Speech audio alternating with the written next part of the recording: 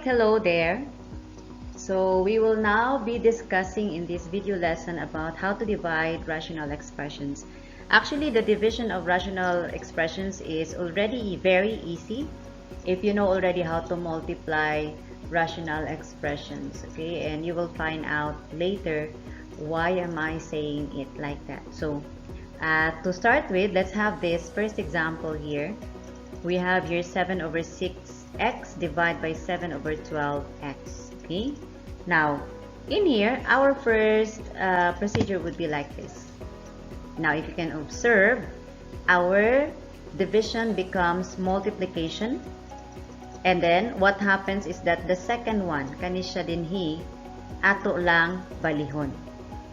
Okay, again, ang division, atong gihimo nga multiplication, and then kaning ikaduha, nga rational expression, balihon na siya.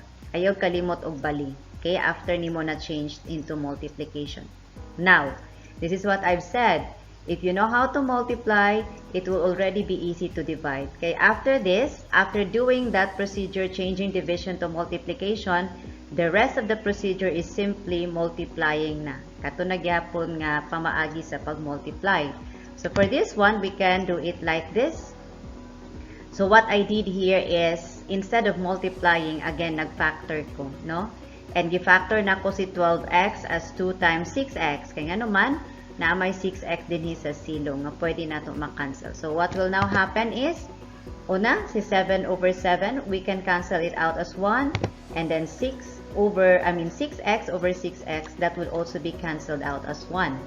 So, meaning, our answer will be, 1 naman lang ni Dirino, kay nahurot naman na sila tanan, and then sa taas is 2. So, this will be 2 over 1, and 2 over 1 is 2. So, that will now be the answer. Finally, I have the next example here. So, this time, binomial sa ni sila puros. Okay? So, let's start. Now, again, the first thing to do is the division, i-change nato to multiplication, and then ang ikaduha nga rational expression balihon.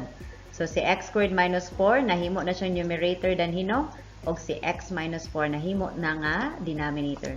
And so, after changing it into multiplication, the next thing we did here is factoring. Now, kung inyong makita, kani siya nga algebraic expression, kani nga polynomial is difference of two squares. So, difference of two squares, so I can factor this as x plus 4, x minus 4. And then, kanipod siya, no, si x squared minus 4, this is again another difference of two squares.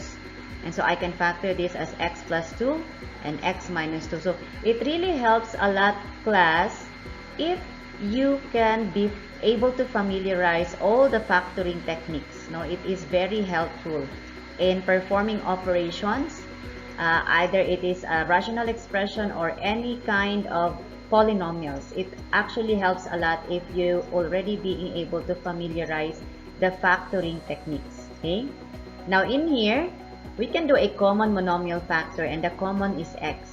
So pagawas na ko si x, so sa x squared, x na lang. And then sa 2x, 2 na lang ang mabiling. And of course, this one is already very simple. You cannot do any more factoring. So after doing the factoring, you now get rid, no? We have to cancel out all of those common factors. And of course, we have this common factor, no? Si x minus 4 o si x minus 4 here sa taas o gubos. Again, by group ang pag-cancel ha, pag minus or plus, dili tinagsak. Kay katong tinagsak, ay harato niya itong buhaton o multiplication siya. Another factor common sa ila is ang x plus 2.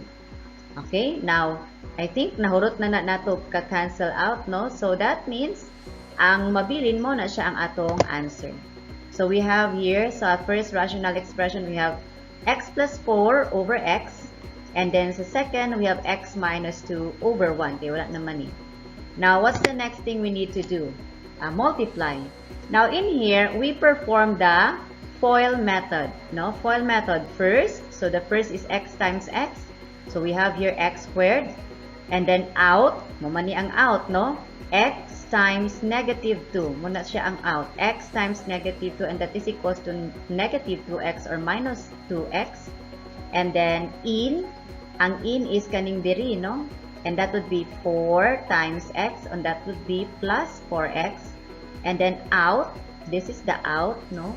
4 times negative 2, and this will now be negative 8, no? Perform the FOIL method. Recall it if you happen to forget. Now, x times 1, of course, is equals to x.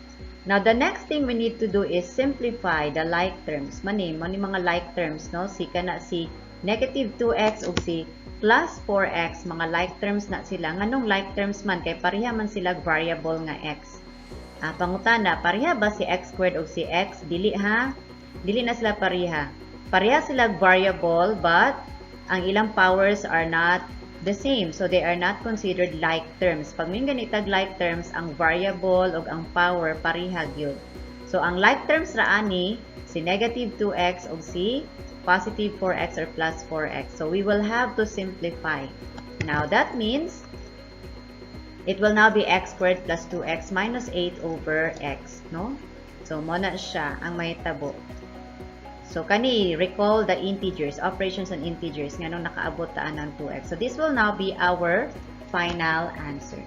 So, that's it, learners, for the division of rational expressions. I will see you on our next video lessons.